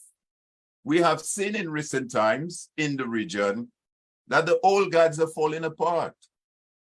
We've seen it in several of the islands in the Caribbean, and even to some extent internationally. We know as a matter of fact that young people will and can get engaged in the political process. We know that. Even in our own party politics here in Dominica, we know the extent of young people when the various parties call or having their elections, or they rally with either the Dominica Labour Party, the UWP, or whatever. We know the young people engagement. I mean, Prime Minister Skerrit himself came in as a young person into the political arena. Young man in his 30s, thereabout, okay? But I believe that we have to start where we are. We have to engage these young people on their turf. The CO is just a vent. It's just an avenue to vent out the frustration. And maybe it's a good thing too. Let's look at let's not just look at it as a glass. If there was not that venting or that CO to allow that free up, as they call it, what would have happened? I mean, all that energy and all that pent-up energy and all that frustration that young people have, they would have exhibited in some other shape or form. So maybe the CO in a way helps to relieve some of that pent-up frustration. But I think what we need to do, we need to engage them on their turf. We need to go in there the days that we don't have the CO, the Monday to Fridays. We need to go into the communities. And I heard both Paul and Petra committing to doing that. Go into the St. Joseph community, go into the Grand Bay community, go into the Piddick Savan community, go into the Cassibus, the Laplin, the Collyho, these various communities. And you'll find these young people out there. You'll find them on the block, those who are not working, and engage them in the electoral reform process as well. Let them understand, though, that if they have the power, number one, and if they don't get engaged in the electoral process, then exactly what's happening to them is happening today, because it means, therefore, the elections or the process towards the election, which is so tainted, does not produce the right persons in office to be able to dictate and draw out policies that will be in their best interest. I'll tell you, there is the argument that goes in terms of the trade union persons. Trade union is getting involved in politics. You hear that all the time. Man, how can you be a trade union and be involved in politics? Where is your allegiance and that type of thing? And I'll tell you, back in the 30s, when this whole unrest occurred in the region, and even right here in Dominica, E.C. Loblack, for example, may he so rest in peace, and all the others, they recognized Lofty that it is not, it cannot be only voicing and articulating the views and the social unrest that was taking place at the time in the region. Okay. That yes, that is important, but more important, they have to have a voice in the legislature. Either their voice or have somebody who is sympathetic to their voice. And that is the underlying principle why trade unionism and trade unionists saw the need to engage in politics and to take part in the political arena and even run for office and get elected in the legislature, because they felt that by being in the legislature, they can influence policies and take decisions that would help improve the lives of the people. Because by you not being there, you have no clout, put it this way. See what I'm saying? So that was the underlying factor. So the same needs to be applied to young people, and to the extent that we get them sensitized to the electoral process. And again, we have at our disposal the CCJ report. Interestingly, Lofty, since we last met last week, I was able to lay my hands on a copy of the if I may call it, the judgment, the ruling that was issued by Justice Glasgow when he threw out the petitions at the High Court level. And you would recall that one of the areas that I pointed out that requires some sort of intervention by the Electoral Commission is as it relates to Section 17 of the regulations pertaining to the registration of electors. And in both documents, that is, in the ruling issued by Justice Glasgow and that of the CCJ, for the benefits of our listeners and those who are listening here to us today, let me refer Justice Glasgow's opinion on the matter.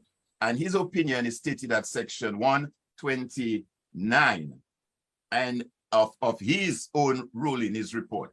And he says there, the respondents, applicants, are right about their submission. And by submission is referring to that subsection 17. My only point of departure is my view that electoral officials were enjoined to follow the law. Yeah, the word used there, enjoined to follow the law. Section 17 of the Registration Act states that the revised annual list and the supplementary register shall constitute the register of electors for the respective polling district and shall be used as a register for any elections. If the pleadings are taken as correct, and he's referring to the petitioners, then the use of the preliminary and the supplementary register at the 6th December 2019 elections was a patent non-compliance with Section 17 of the Registration Act. So that is what Justice Glasgow is saying, and it's on the basis of what was presented before him.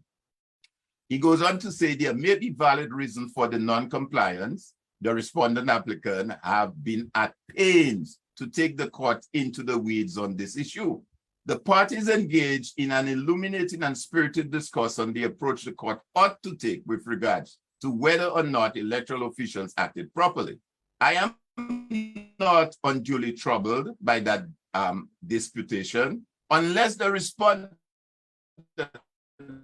applicant can show me that the pleading should be removed abusive. Rather, I think the pleadings are inadequate. So basically, he is saying, Lofty, that he recognized that there may have been a non-compliance with the section in terms of the list.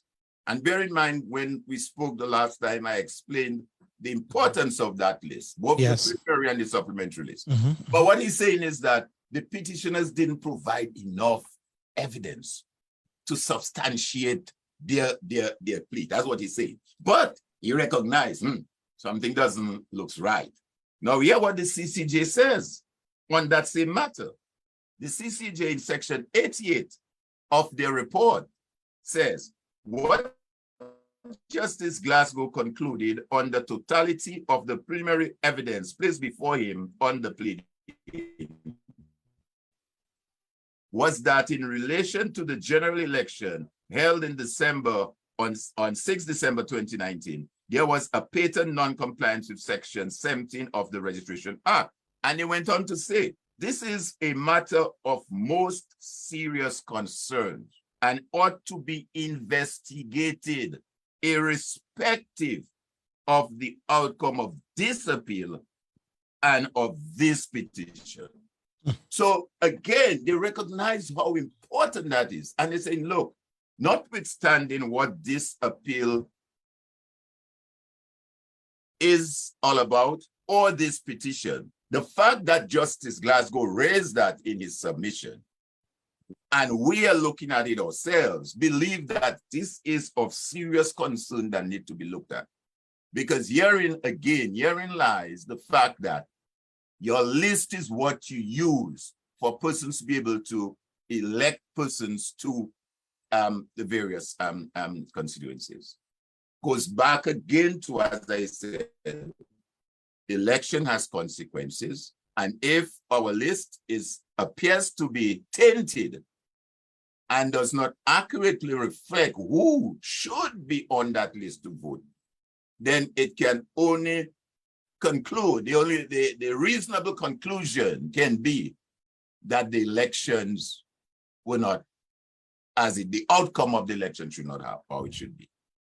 And then what Glasgow is saying, this guys, you guys just haven't provided the enough evidence or prove your case. But also remember though, that Glasgow didn't even give them a chance to a hearing where I guess they would have had that opportunity to present their case and, and present it and respond accordingly. He merely went by what was just presented and say, hey, on the basis of that, I don't think there is enough evidence in anything. You're wasting a court time, so I'm going to throw it out.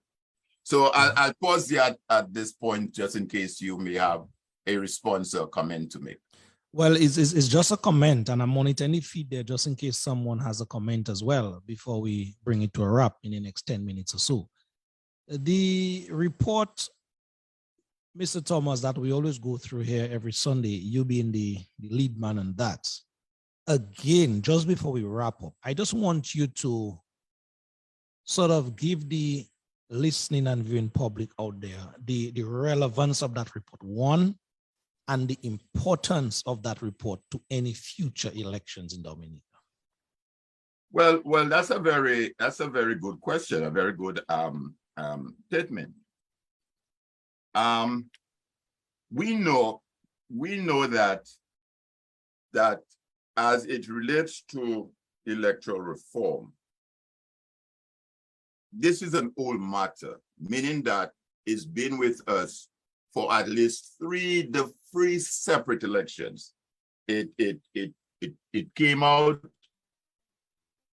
in our elections of 2009, 2014, and again 2019. In addition to that, we've had several organizations, both local, regional, and international, that have spoken to the issue, all recognizing the fact that there need to be, we need to take a look at what we have. Reform means to improve what we have. Let's take a look at what we have. Let's see if this thing is working right. Folks are saying fall. It's not right. So let's take a look at it and see whether it makes sense, whether persons allow their rights, their franchise right, their democracy to exercise that right to vote. And basically that's what it's saying. And you would recall that the very last extensive report that came from the joint report from the CARICOM, the OAS, and the Commonwealth Secretariat outlined quite clearly what needs to be done.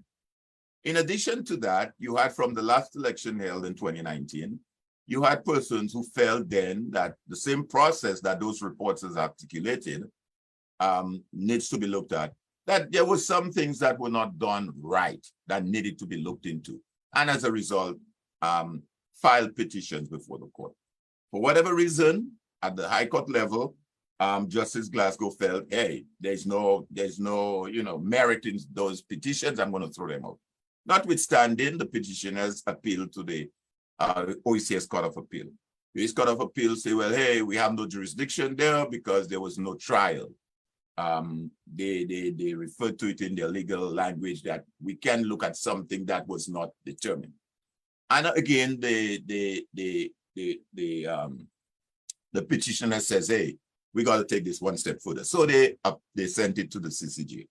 And the CCJ looked at the matter and issued a report. And what the CCJ said in evening issuing its report, that they were not in itself looking at the merits or the demerits of the petitions per se, but just in an overall view in terms of one's constitutional right, which is all of enshrined in our constitution, the right to be heard.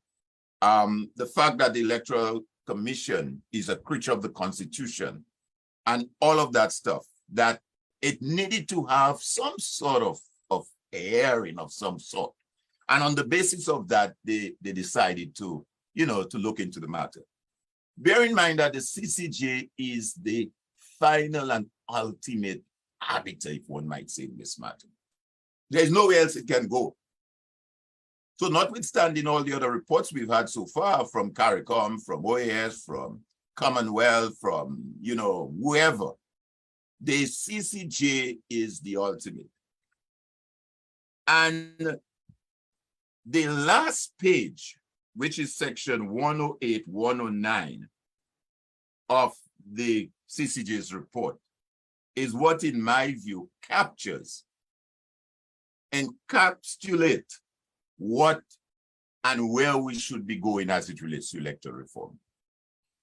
And that is headed as final thoughts from the CCJ. And at section 108, for the benefit of repetition, in conclusion, these appeals have been dismissed on the basis of want of jurisdiction, because there was no final decision or order made by the judge for the purposes of sections 46 and 7 of the Dominican Constitution. However, that's the CCJ, and they're making that conclusion lofty on the basis of what was presented before them. They're not making, these are 5 justices, by the way. This is not the opinion of one person, like a one Sir Byron inquiry. These are 5 justices that had the benefit of looking at information presented before them and to arrive at some kind of conclusion. However, there remain areas of grave concern about how the process of these elections was conducted. They didn't say it appears, you know, they didn't use the word appears there. Like they didn't say there appears to have. Listen to what they said.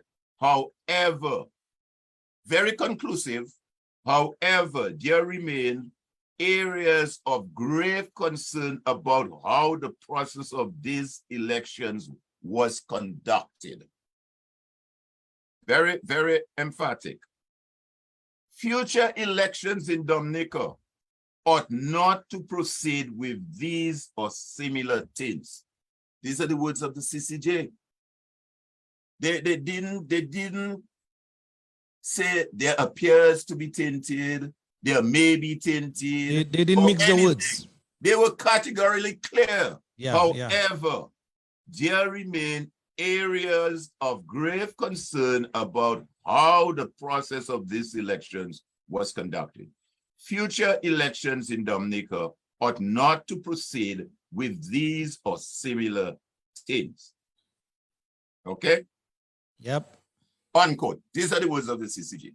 So clearly, on the basis of that, Lofty, just on the basis of that alone, it's sufficient to require to say, what is it this guy saw that maybe we haven't seen or need to be looked at or need to be reformed?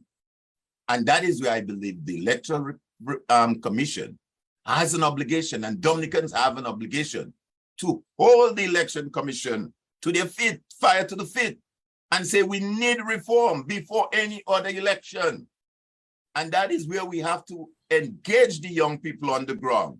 We got to meet them on their turf and begin where they are. Let's not try to go where we may want to take them just yet. Let's work where they are. And let's go into the communities. Let's go into the areas. Let's go into the hamlets. Let's go into the villages. Let's have the discussion. Let us not get tired with the conversation. We cannot get tired with that conversation. This is our democracy. Those of you who are listening to international news may have heard a sort of similar debate going on in America. The fact that the democracy, some fail, the Democrats find democracy is being hijacked by the Republican. So we can't allow our democracy to go. And elections have consequences. And the hallmark of any true democracy is a free and fair elections. So to answer your question, I think the CCG has spoken. We ought not to dismiss that report as well. It's just another report that they gave. Let's put it on the shelf and don't worry with it. And at some point, they're going to get tired with it. They will pally, and at some point, they'll stop pallying. No, we must not stop pallying.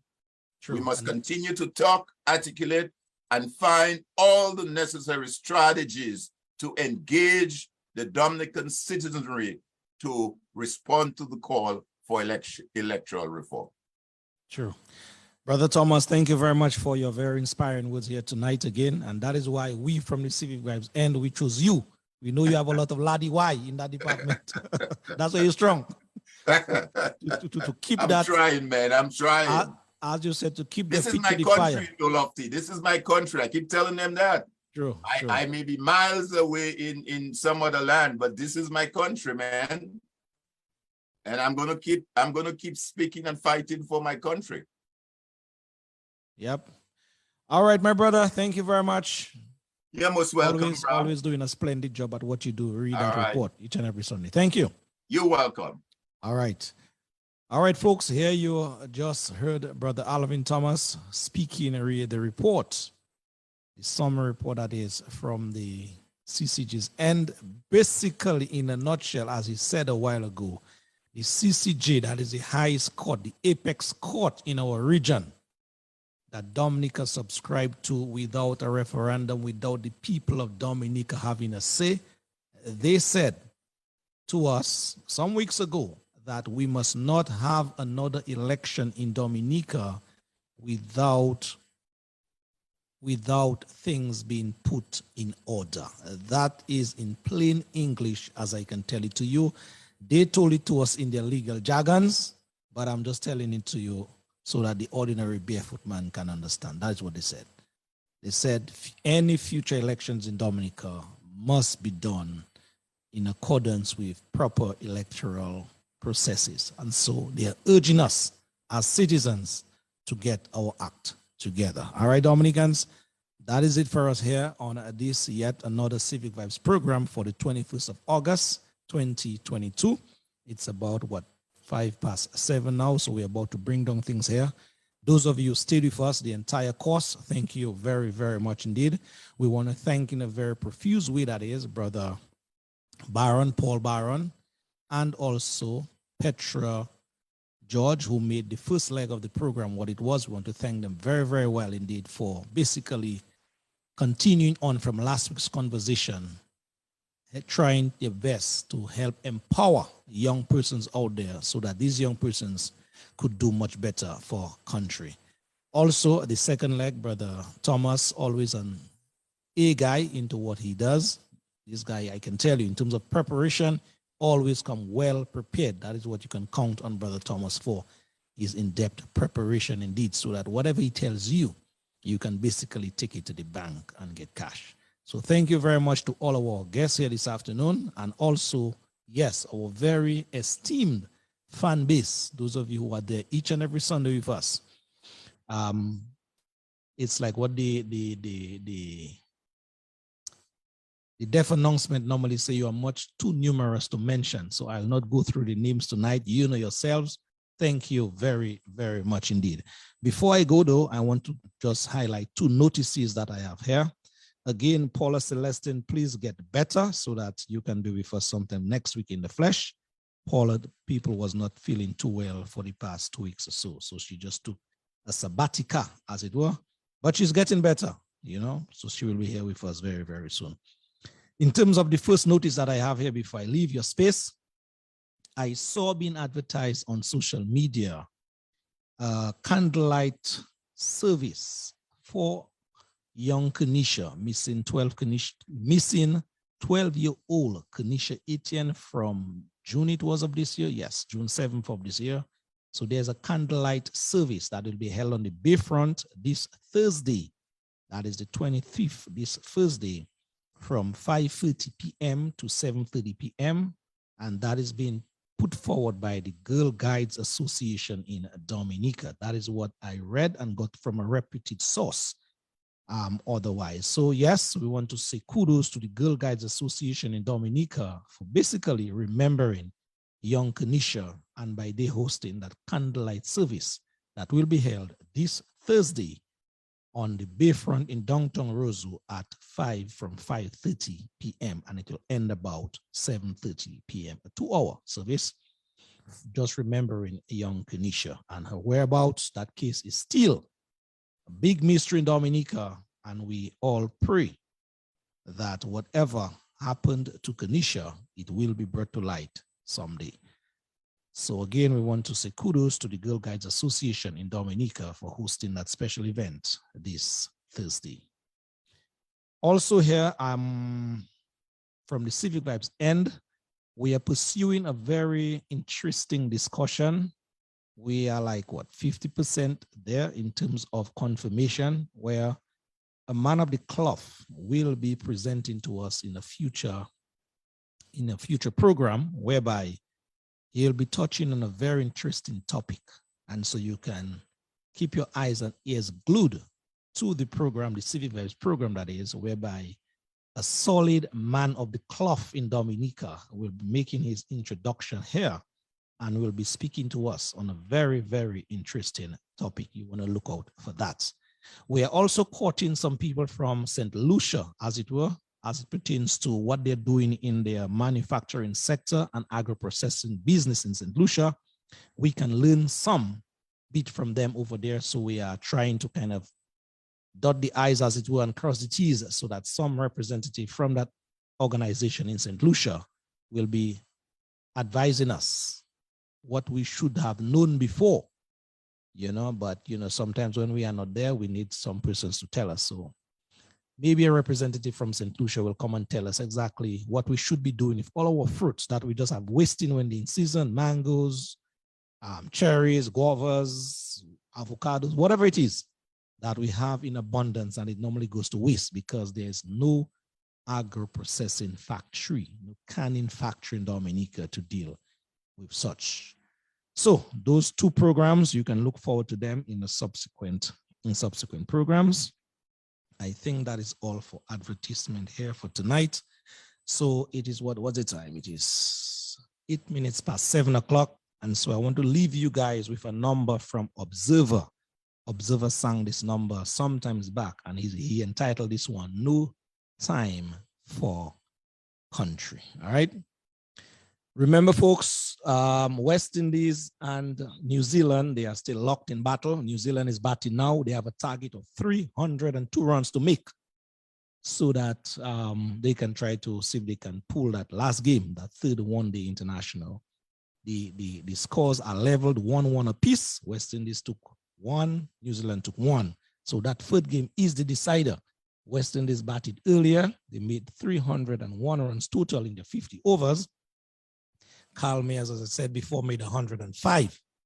And so New Zealand is now responding. They are 24 for 1. All right, 24 for 1. Let's take a listen now on Observer as we go.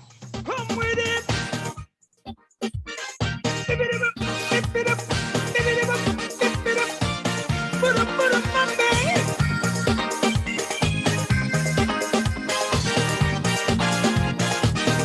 One more time.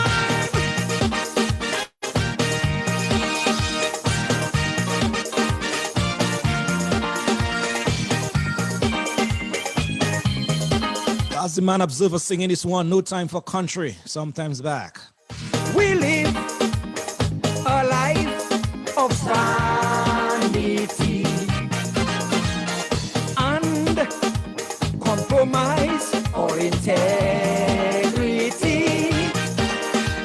We hustle daily to gain wealth and worry not about health.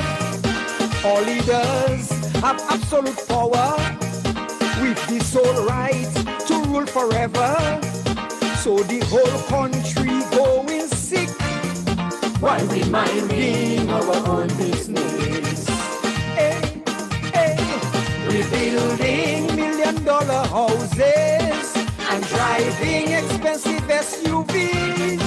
Our goal is to reach the top, and we try no matter what. So moral values going down the drain, and our children we don't train. So our policies, I myself and